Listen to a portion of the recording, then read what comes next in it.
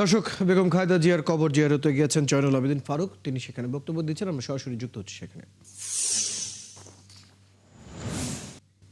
নির্বাচন বানচালের একটি ষড়যন্ত্র, আপনি আসলে বিষয়টা কিভাবে দেখেন? দেখেন, আমি দীর্ঘদিন একজন রাজনৈতিক কর্মী হিসেবে, একজন মুক্তিযোদ্ধা হিসেবে দেশকে ভালোবাসি, দেশের মানুষকে ভালোবাসি।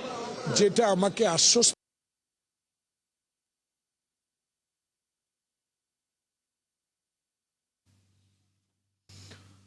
দর্শক, সংযোগটি আমাদের বিচ্ছিন্ন হয়ে গেছে। পরবর্তীতে আবার আমরা সংযোগ পুনঃস্থাপনের চেষ্টা করছি।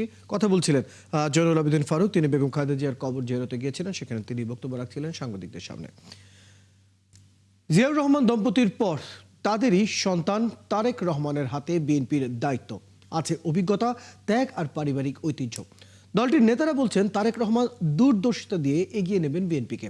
তবে বিশ্লেষকরা মনে করেন তরুণ প্রজন্মের চ্যালেঞ্জ মোকাবিলা করতে হবে বিএনপি চেয়ারম্যানকে। আরো জানাচ্ছেন মাহিলা ইসলাম। 1978 সালে শহীদ প্রেসিডেন্ট জিয়াউর রহমানের নেতৃত্বে গঠিত হয় বিএনপি। তখন দলটি বেশ আলোড়ন তোলে রাজনীতিতে। জিয়াউর রহমানের পর তার স্ত্রী সাবেক প্রধানমন্ত্রী বেগম খালেদা জিয়া বিএনপির দায়িত্ব গ্রহণ করেন। সদ্য গঠিত সেই দলটিকে দীর্ঘ 41 বছর ধরে নেতৃত্ব দেন তিনি। ক্যারিশমা দিয়ে বৃহৎ জনপ্রিয় দলে পরিণত করেন বিএনপিকে। বাস্তবতায় হার মেনে তিনিও আজ সাবেক। তার প্রয়াণের পর তাদের উত্তরসূরি তারেক রহমানই এখন বিএনপির সর্বোচ্চ নেতা, যার প্রতি আস্থা রেখে দলটি চায় সামনের দিকে এগিয়ে যেতে।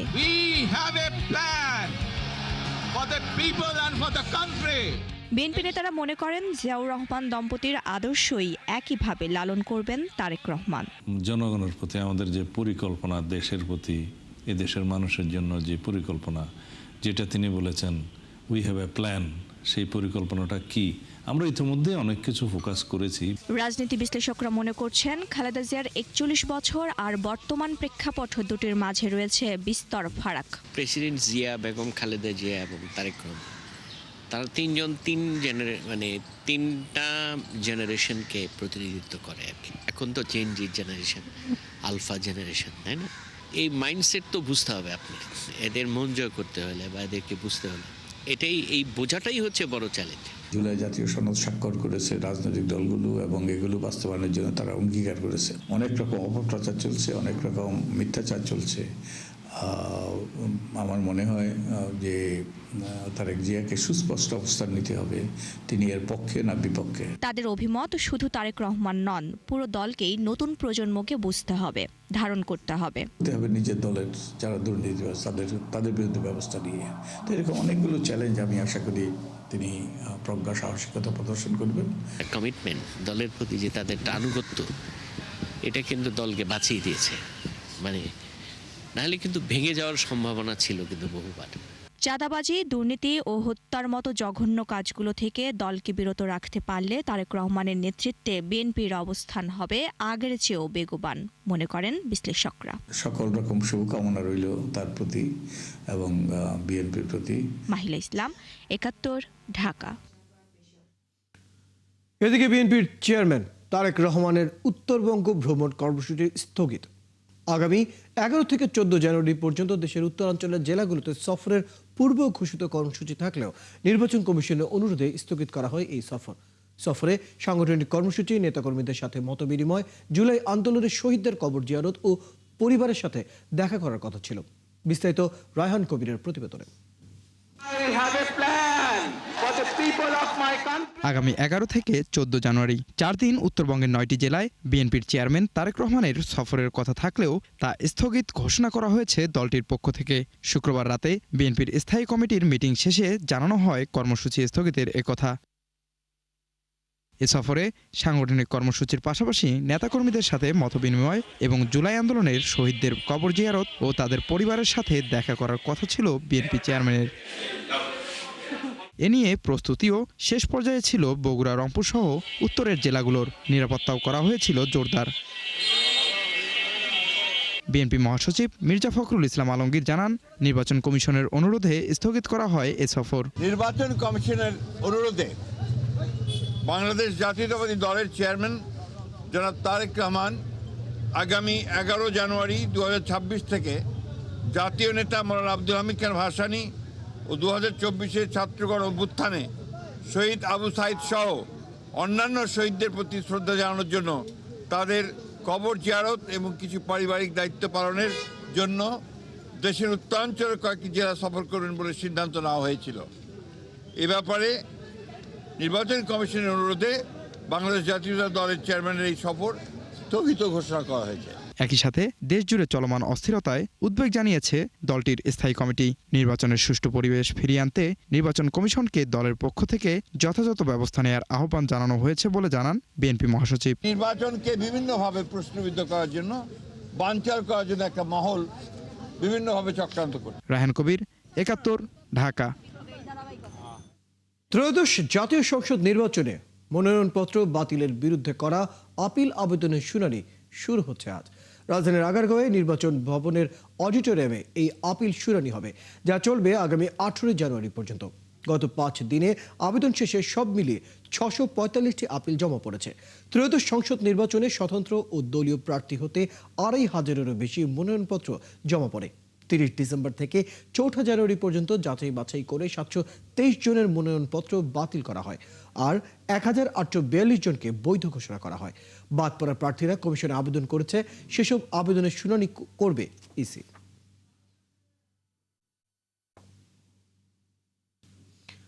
দর্শক, এই বিষয় নিয়ে বিস্তৃত জানাতে আমাদের সহকর্মী ফারজানা আক্তার আমাদের সাথে যুক্ত হচ্ছেন আগারগাঁও নির্বাচন ভবনের সামনে থেকে।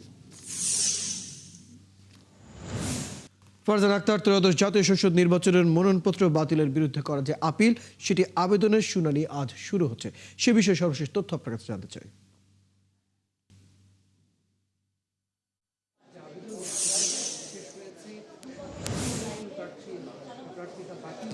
রয়্যাল, গত 5 থেকে 9 তারিখ পর্যন্ত প্রার্থীরা যাদের মনোনয়ন বাতিল হয়েছে এবং বৈধতা চ্যালেঞ্জ করে যারা আপিল করেছিল, সেক্ষেত্রে আমরা দেখেছি মোট 645টি আবেদন পড়েছে এবং সেসব আবেদনের শুনানি কিন্তু আজ থেকে শুরু হলো এবং সকাল 10টায় সেই শুনানি শুরু হয় এবং অডিটোরিয়ামে প্রধান নির্বাচন কমিশনার সহ বাকি যে কমিশনাররা আছেন তারা আছেন এবং পুরো কমিশনে কিন্তু এই শুনানিটি পরিচালনা করবেন।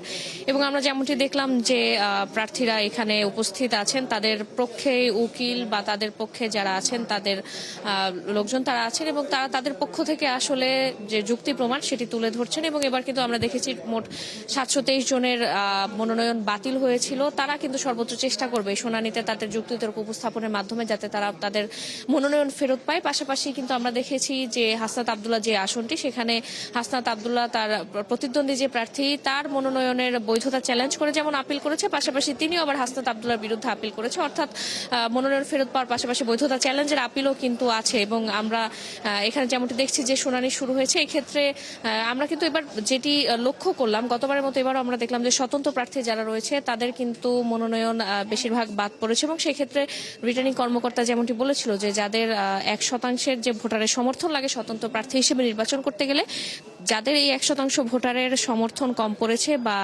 ঠিক মতো যারা পূরণ করতে পারেনি কোনো একটি আবেদন এবং মনোনয়নে যারা সঠিক তথ্য দিতে পারেনি, হলফনামায় যারা ভুল তথ্য দিয়েছে বা অসত্য তথ্য দিয়েছে বা যারা ঋণ খেলাপি বিল খেলাপি, তাদের কিন্তু মনোনয়ন বাদ করে দেওয়া হয়েছিল। এবং আমরা কিন্তু এই যে আবেদনগুলো যখন চলছিল তখন কিন্তু গণমাধ্যমে প্রার্থীরা বেশ কিছু প্রার্থী কিন্তু অভিযোগ করেছিলেন যে রিটার্নিং কর্মকর্তা আসলে একপাক্ষিক আচরণ করেছে, কারো মনোনয়ন বৈধতা দিয়েছে, আবার একইভাবে আবেদন করার পর কারো মনোনয়ন বৈধতা দেয়নি। তো যেসব অভিযোগ আছে সেই অভিযোগগুলো এখন এই 10 থেকে 18 তারিখ পর্যন্ত নির্বাচন কমিশন শুনবে এবং শোনার পর আসলে যারা যুক্তিতর্ক প্রমাণে জিততে পারবে তাদের মনোনয়ন ফেরত পাবে। তবে এটি শেষ না, যারা নির্বাচন কমিশন যাদের মনোনয়ন এখানে বাতিল করে দেবে শুনানিতে, তাদের কিন্তু উচ্চ আদালতে যাওয়ারও সুযোগ রয়েছে। রয়্যাল, ধন্যবাদ ফারজানা আক্তার। খবর রাখতে থাকুন, পরবর্তীতে প্রয়োজনে আবার আপনার সাথে আমরা যুক্ত হব। দর্শক, আমাদের সাথে আমাদের সহকর্মী ফারজানা আক্তার যুক্ত ছিলেন রাজধানীর আগারগাঁও নির্বাচন ভবনের সামনে থেকে। আজ মনোনয়নপত্র বাতিলের বিরুদ্ধে করা যে আপিল আবেদনের শুনানি শুরু হচ্ছে সে বিষয়ে আমরা বিস্তারিত তার কাছ থেকে জানছিলাম। এদিকে পাবনা 1 ও পাবনা 2 আসনে নির্বাচনের কার্যক্রম আপাতত স্থগিত করায় মিশ্র প্রতিক্রিয়া জানিয়েছেন এলাকার মানুষ। আর যারা জনগণের ভোটে হেরে যাওয়ার ভয় পায় তারা ষড়যন্ত্র করে জটিলতা তৈরি করেছে বলে অভিযোগ করেন বিএনপি সহ নির্বাচনমুখী দলের নেতারা। দ্রুতই এর সমাধান চেয়েছেন তারা। মুস্তাফিজুর রহমানের পাঠানো তথ্য ও ছবিতে বিস্তারিত।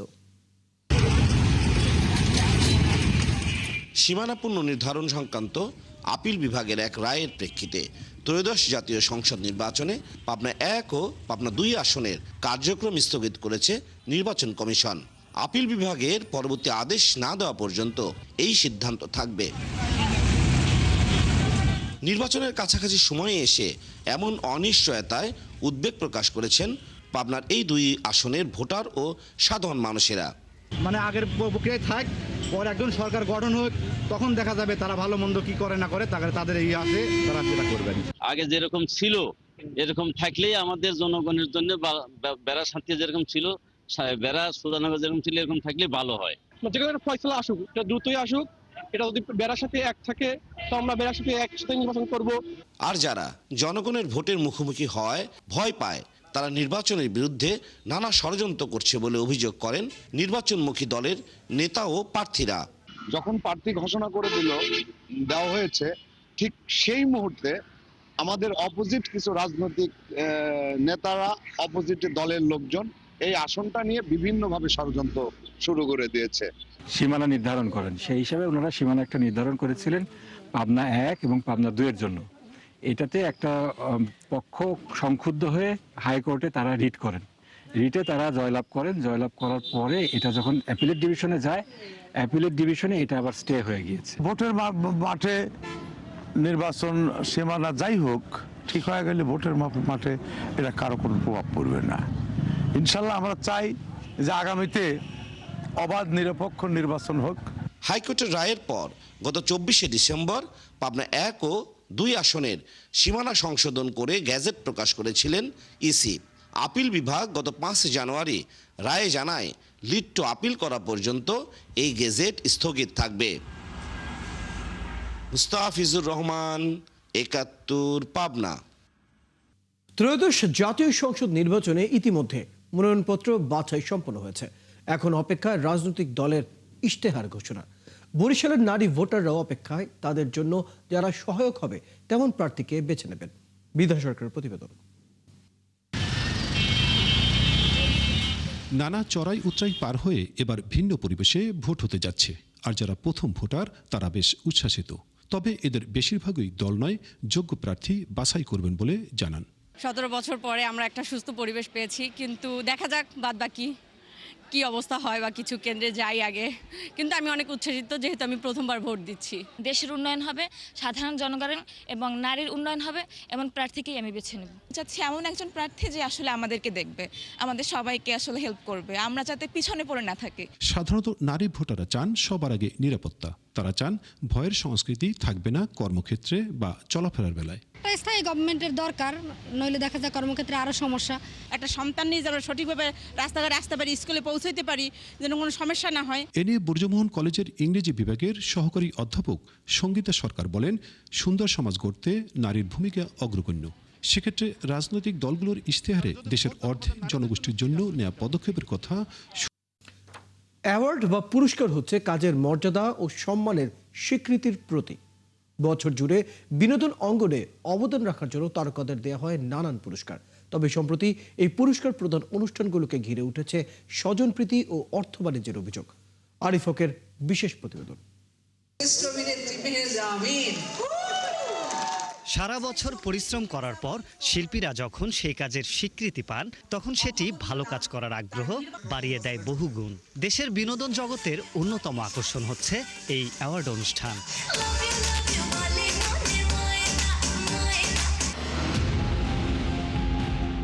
সম্প্রতি এ ধরনের আয়োজনের সংখ্যা বেড়েছে বেশ। তবে সেসবের মান নিয়ে উঠছে প্রশ্ন। যারা অ্যাওয়ার্ড গ্রহণ করছেন তারা ঠিক কোন কাজের জন্য পাচ্ছেন, কারাই বা তাদের নির্বাচিত করছেন, পরিষ্কার নয় সেসবের কিছুই। অ্যাওয়ার্ডটাকে একটা বাণিজ্যিকভাবে রূপ দেওয়ার চেষ্টা করা হয়েছে। বিশেষ করে গত কয়েক বছর এটা দেখা গেল, গত বছর মানে 2025-এর কথা বলছি, প্রতি সপ্তাহে আমরা দেখলাম যে 2-3টা করে অ্যাওয়ার্ড দেওয়া হচ্ছে। এবং কেন দিচ্ছে, কাকে দিচ্ছে, কী কারণে দিচ্ছে, কারা পাচ্ছে, তখন একটা প্রশ্ন তৈরি হয়েছে। অর্থ দিলেই মিলছে এসব অ্যাওয়ার্ড, পাশাপাশি রয়েছে স্বজনপ্রীতির অভিযোগ। যদু মধু কদু এসে পুরস্কারটা নিয়ে যাচ্ছে, এটা খুব দুঃখজনক। আমি এমনও দেখেছি যাকে চিনি না, একটা ছবি করেছে কি রিলিজ পায় তো পায় নাই, তাকে অ্যাওয়ার্ড দেওয়া হয়েছে। এও শোনা গেছে যে কিছু কিছু পুরস্কার নাকি অর্থের বিনিময়েও হয়। সম্প্রতি 2023 সালে মুক্তি পাওয়া প্রেম প্রীতির বন্ধন সিনেমার জন্য সেরা অভিনেতার পুরস্কার জিতেছেন চিত্রনায়ক জয় চৌধুরী। একই বছরে শাকিব খানের লিডার আমি বাংলাদেশ ও প্রিয়তমা এবং আফরান নিশোর সুরঙ্গ মুক্তি পেলেও জয় চৌধুরীর এই পুরস্কার পাওয়া নিয়ে সমালোচনার ঝড় উঠেছে অন্তর্জালে। শাকিব ভাই তো অনেক ছবিতে বিভিন্ন ক্যাটাগরিতে সে পুরস্কার পেয়েছে, তো আমিও হয়তো আলোচিত একটা ক্যাটাগরিতে আমি এই ছবিতে পুরস্কার পেয়েছি। এরা ফেসবুকে এক নায়ক আর এক নায়কের ভক্ত, এই সুশীল কিছু লোকজন আছে, তারা এগুলোকে ভাগ করে ফেলেছে। এছাড়া আমি এদেরকে দর্শক মনে করি না বাংলা ফিল্মের। এ বিষয়ে বিভিন্ন আয়োজকের সাথে যোগাযোগ করা হলেও তারা দিতে পারেননি এর সদুত্তর। অ্যাওয়ার্ড যে প্রোগ্রামগুলো হচ্ছে এখানে কিন্তু শাকিব খান অ্যাওয়ার্ড প্রোগ্রামে যান না। আর্টিস্ট উপস্থিত না হলে কি তার সেই কাজের মূল্যায়নের ক্ষেত্রেও পরিবর্তন হয়ে যাবে? ভাই আমি অত বড় এখন পর্যন্ত কিছু হই নাই, আমি বড় কিছু হই নাই, এটার উত্তর আমি দিচ্ছি না। এই সমস্যা থেকে সহসায় উত্তরণের পথ দেখছেন না বাংলাদেশ চলচ্চিত্র পরিচালক সমিতির সভাপতি শাহিন সুমন। তিনি জানান, পুরস্কার গ্রহণের ক্ষেত্রে প্রয়োজন শিল্পীদের সচেতনতা। সারা বছর কিন্তু একটা কাজ করে না, কিন্তু অ্যাওয়ার্ড সে পেল, তো এই অ্যাওয়ার্ডের কোনো মূল্য আসলে নাই। এই সমস্যা থেকে উত্তরণের কোনো পথ নাই, কারণ এরা যারা করে তারা সারা জীবনই করবে, কারণ তাদের একটা ব্যবসা, এই ব্যবসাটা তারা নিয়েছে এবং বিভিন্ন স্পন্সর কোম্পানির কাছে টাকা নেয়, শিল্পী কুশলীর কাছে টাকা নেয়, একটা পারফরমেন্স করালো, একটা পুরস্কার ধরিয়ে দিল, তো যারা নেয় তাদের লজ্জিত হচ্ছে। পুরস্কার নিয়ে বাণিজ্য যেন এক ওপেন সিক্রেটে পরিণত হয়েছে, যার কারণে যোগ্য অনেকেই এখন মুখ ফিরিয়ে নিচ্ছেন এসব আয়োজন থেকে। আরিফ হক, ৭১, ঢাকা। দর্শক, এর আগে যেমনটি বলছিলাম, তারেক রহমানের চেয়ারম্যান হওয়ায় বগুড়ার মানুষের প্রতিক্রিয়া জানাতে আমাদের সাথে যুক্ত হচ্ছেন সহকর্মী SM আবু সাইদ। আবু সাইদ, তারেক রহমানের চেয়ারম্যান হয় বগুড়ার নেতাকর্মী এবং সাধারণ মানুষরা কি বলছেন, সর্বশেষ তথ্য জানাবেন, কি প্রতিক্রিয়া দেখলেন?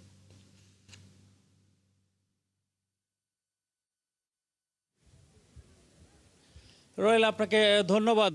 আপনি যেমনটি বলছিলেন যে বিএনপির ভারপ্রাপ্ত চেয়ারম্যান জনাব তারেক রহমানকে গতকাল দলের নির্বাহী স্থায়ী কমিটির সভায় চেয়ারম্যান করায় আনন্দিত উৎফুল্ল বগুড়াবাসী এবং বগুড়ার দলীয় নেতাকর্মী, সাধারণ মানুষ সবার মধ্যেই এই বিষয়টি নিয়ে আলোচনা হচ্ছে এবং বগুড়ার ঘরের সন্তান জনাব তারেক রহমান বিএনপির চেয়ারম্যান নির্বাচিত হওয়ায় সব শ্রেণী পেশার মানুষের মধ্যে এক ধরনের আনন্দ উচ্ছ্বাস কিন্তু লক্ষ্য করা যাচ্ছে। সকালে আমরা বিভিন্ন শ্রেণী পেশার মানুষের সাথে কথা বলেছিলাম, তারা কিন্তু এমনটি অভিব্যক্তি প্রকাশ করেছেন। রয়েল, সেই সাথে আরেকটি কথা বলে রাখতে চাই যে তারেক রহমান দলের চেয়ারম্যান নির্বাচিত হয় যেমন সাধারণ মানুষের মধ্যে আনন্দ উচ্ছ্বাস লক্ষ্য করা গেছে, তেমনি কিন্তু বেদনারও একটি ভাব আছে। কারণ আগামীকাল এই মাঠে যেখানে আমি দাঁড়িয়ে আছি, এই সেন্ট্রাল হাই স্কুল মাঠ বা কেন্দ্রীয় ঈদগাহ মাঠ, এখানে তারেক রহমান 2 দশক পরে বগুড়ায় আসার কথা ছিল, কিন্তু নির্বাচন কমিশনের বাধ্যবাধকতার কারণে তিনি আসতে পারছেন না। এই প্রোগ্রাম স্থগিত করায় জনগণের মধ্যে এক ধরনের হতাশাও কিন্তু লক্ষ্য করা যাচ্ছে। তারা অনেক কষ্ট পেয়েছে। তারা বলছেন যে আমরা বিশ্বাস করি আমাদের নেতা খুব দ্রুত সময়ের মধ্যে বগুড়ায় আসবেন, তাদের সাথে কথা বলবেন, উন্নয়ন বঞ্চিত বগুড়ার মানুষ অধীর আগ্রহে অপেক্ষা। আবু সাইদ, আপনি যোগাযোগ রাখতে থাকুন, খবর রাখতে থাকুন। দর্শক, আমাদের সাথে আমাদের সহকর্মী আবু সাইদ যুক্ত ছিলেন, যারা ছিলেন তারেক রহমানের চেয়ারম্যান হওয়ার যে প্রতিক্রিয়া সাধারণ মানুষ এবং নেতাকর্মীদের মাঝখানে বগুড়ার, সে বিষয়ে আমরা বিস্তারিত জানছিলাম। এদিকে ফরিদপুরে কুকুর বিড়ালের কামড়ে আক্রান্তের সংখ্যা বাড়ছে, কিন্তু সরকারি হাসপাতালে সরবরাহ নেই জলাতঙ্ক প্রতিরোধ টিকার, এমনকি ফার্মেসিগুলোতেও মিলছে না টিকা। এতে বিপাকে পড়েছেন আক্রান্তরা। এ বিষয়ে সিভিল সার্জন জানান, ডিসেম্বর থেকে এই সংকট চলছে, এটি কাটিয়ে উঠতে আরো কয়েক সপ্তাহ সময় লাগতে পারে। মনিরুল ইসলাম টিটুর তথ্য ও ছবিতে প্রতিবেদন। কুকুর বিড়ালের কামড়ে আহত হয়ে প্রায় প্রতিদিনই জলাতঙ্ক প্রতিরোধক টিকা নিতে রোগীদের ভিড় বাড়ছে ফরিদপুর জেনারেল হাসপাতালে, কিন্তু পর্যাপ্ত সরবরাহ না থাকায় টিকা নিতে পারছেন না অনেকে। এদিকে টিকার সরবরাহ নেই উল্লেখ করে হাসপাতাল কর্তৃপক্ষ দুঃখ প্রকাশ করে নোটিশ টানিয়ে দায় সেরেছেন। এতে বিপাকে দূর থেকে টিকা নিতে আসা ব্যক্তিরা, তারা বলছেন দিনের পর দিন ঘুরেও হাসপাতাল থেকে টিকা নেওয়া যাচ্ছে না, এমনকি ফার্মেসিগুলোতেও কেনা যাচ্ছে না। ছেলেকে কুকুরে কামড় দিছে, এখানেও ভ্যাকসিন নাই, বাইরেও ভ্যাকসিন নাই, কোথাও ভ্যাকসিন পাচ্ছি না। একদম 2-3 তারিখে, কালকে 6 তারিখে একদম ছিল, তা দিতে পারিনি, আবার আজকে আসছে, আজকে নেই। ফার্স্ট ডোজটা আমাদের কিনে দিছি, তো দ্বিতীয় ডোজে আসছে, এখন ফার্মেসিও নাই। ইন্ডা তো সামনে ফার্মেসি দিতে পারে নাই সাপ্লাই, তাই এই জন্য ফার্মেসিও আমার দিতে পারে নাই। এখন আমরা কি করব? এ বিষয়ে ফার্মেসি মালিকরা বলছেন প্রায় 3 মাস ধরে ওষুধের সরবরাহ নেই। এছাড়া এটা সরকারি টিকা হওয়ায় সবসময় ফার্মেসিতে রাখাও হয় না। কোম্পানি থেকে যে কাঁচামালের সমস্যা, যার জন্য ওরা ভ্যাকসিন প্রস্তুত করতে পারতেছে না। এটা ব্যক্তিগত অর্ডার দিচ্ছে অনেক দিন ধরে, কিন্তু কোম্পানিতেও সাপ্লাই নাই, যার জন্য আমরা পাইতেছি না। তো সরকারি ব্যবহারের জন্য কোম্পানি দিতে পারতেছে। 2-3 মাস সাপ্লাই না থাকার পরে একবার মাল আসছিল, যে কারণে আমরা অল্প কিছু রাখছিলাম, কারণ এটা ফ্রি দেওয়ার কারণে এটা কাস্টমার কেনে না, মানে পেশেন্টের লোকজন ফ্রি নেয়। সংকটের কথা স্বীকার করে সিভিল সার্জন জানান দাপ্তরিকভাবে টিকার চাহিদা পাঠানো হয়েছে, তবে কবে নাগাদ টিকা পাওয়া যাবে তা নিশ্চিত নয়। এই মুহূর্তে ফরিদপুরে ইনসেপ্টা এবং পপুলারেরও কোনো ভ্যাকসিন সাপ্লাই নাই। আমি আমাদের সরকারি পর্যায়ে সিডিসি বরাবর চিঠি লিখেছি ভ্যাকসিনের জন্য, এবং ওনারা প্রকিউরমেন্ট দ্রুত শেষ করে ভ্যাকসিন প্রকিউরমেন্ট হলে আমাদের সাপ্লাই দেবে। 2025 সালে ফরিদপুর জেনারেল হাসপাতাল থেকে 16,217 জনকে জলাতঙ্ক প্রতিরোধক টিকা দেওয়া হয়েছে, যার মধ্যে কুকুরের কামড়ে আক্রান্ত 4,386 জন এবং বিড়াল ও অন্যান্য প্রাণীর কামড়ে আহত হয়েছেন 11,831 জন। মনিরা কাজুরি, 71। অবশেষে দুর্নীতি দমন কমিশন দুদকের জালে ধরা পড়েছেন খুলনার সড়ক বিভাগের সাবেক নির্বাহী প্রকৌশলী তাপসী দাস। সঙ্গে রয়েছেন তার 2 সহকর্মী ও পছন্দের ঠিকাদারি প্রতিষ্ঠানের কর্ণধার। খুলনা নগরীর শেরে বাংলা সড়ক নির্মাণে অনিয়ম নিয়ে দীর্ঘ তদন্ত শেষে দুদক সমন্বিত খুলনা জেলা এই 4 ব্যক্তির বিরুদ্ধে মামলার প্রস্তুতি নিচ্ছে। দুদক আশা করছে দ্রুতই তাদের নামে ফৌজদারি আইনে মামলা করবেন তারা। বিস্তারিত কনক রহমানের প্রতিবেদনে। খুলনা নগরীর ময়লাপোতা মোড় থেকে পাওয়ার হাউস মোড় পর্যন্ত 700 মিটারের ছোট্ট এই সড়ক নির্মাণ নিয়ে দুর্নীতির মহাযজ্ঞে নামেন সড়ক বিভাগের তৎকালীন নির্বাহী প্রকৌশলী তাপসী দাস। 2019 সালে সড়ক বিভাগের দুর্নীতির অন্যতম আলোচনার কেন্দ্র ছিল এই সড়ক নির্মাণ। এ নিয়ে বিভিন্ন সময় একাধিক তদন্ত কমিটি গঠন করে সড়ক বিভাগ, তবে তাপসী দাসের একছত্র আধিপত্য ও ক্ষমতার দাপটে সেই তদন্ত হয় নামকাওয়াস্তে। শেষে 2022 সালে তদন্তে নামে দুদক। দীর্ঘ তদন্ত শেষ করেছে সংস্থাটি। দুদক বলছে কাগজে কলমে 40 মেগাপে স্কেলে সড়কটি নির্মাণের কথা থাকলেও করা হয়েছে 20 থেকে 23 মেগাপে স্কেলে। সড়কে কংক্রিটের ঢালাই, মিশ্রণ, নির্মাণ সামগ্রী সবই অপ্রতুল ও নিম্নমানের হওয়ায় 1 মাসের মধ্যেই সড়কের উপরের অংশের ঢালাই উঠে যেয়ে খানাখন্দের সৃষ্টি হয়। অথচ প্রায় 6 কোটি টাকা ব্যয়ে নির্মিত সড়কের স্থায়িত্ব হওয়ার কথা ছিল কমপক্ষে 30 বছর। দুদক বলছে তৎকালীন নির্বাহী প্রকৌশলী তাপসী দাস, উপবিভাগীয় প্রকৌশলী মোহাম্মদ আব্দুল মোমেন, উপসহকারী প্রকৌশলী মুশিউর রহমান ও প্রভাবশালী ঠিকাদারি প্রতিষ্ঠান রানা বিল্ডার্সের স্বত্বাধিকারী মোহাম্মদ আলমের যোগ সাজসে অনিয়ম ও দুর্নীতির এই মহাযজ্ঞ চলে। সড়কটি নির্মাণে অর্থ আত্মসাৎ, ক্ষমতার অপব্যবহার ও অসদুপায়ে নিজে যেমন লাভবান হয়েছেন, তেমনি সহযোগীদের লাভবান করেছেন তাপসী দাস। আমরা যে রেকর্ডপত্রগুলো কালেক্ট করেছি সেই রেকর্ডপত্রগুলোর প্রেক্ষিতে আমরা একটা রিপোর্টিং করি কমিশন বরাবর। আমাদের প্রাপ্ত ফলাফল যেটা ছিল বা আমরা যেটা পেয়েছি ফাইন্ডিংসটা আমরা তুলে ধরবো, তারপর পরবর্তীতে আমাদের কমিশন যে নির্দেশনা দিবে সেই নির্দেশনাগুলো আমরা বাস্তবায়ন করবো। দুদক জানিয়েছে মামলার সুপারিশ করে অনুসন্ধান প্রতিবেদন ঢাকা প্রধান কার্যালয়ে ইতিমধ্যে পাঠানো হয়েছে। কমিশনের অনুমোদন পেলে দ্রুতই ফৌজদারি আইনে ব্যবস্থা নেওয়া হবে। কনক রহমান, 71, খুলনা। দর্শক, চলছে সংবাদ সংযোগ। সরাসরি সংবাদ এবং অনুষ্ঠান দেখতে চোখ রাখুন 71-এর ফেসবুক পেজে এবং সাবস্ক্রাইব করুন 71-এর ইউটিউব চ্যানেল। 71 সাথে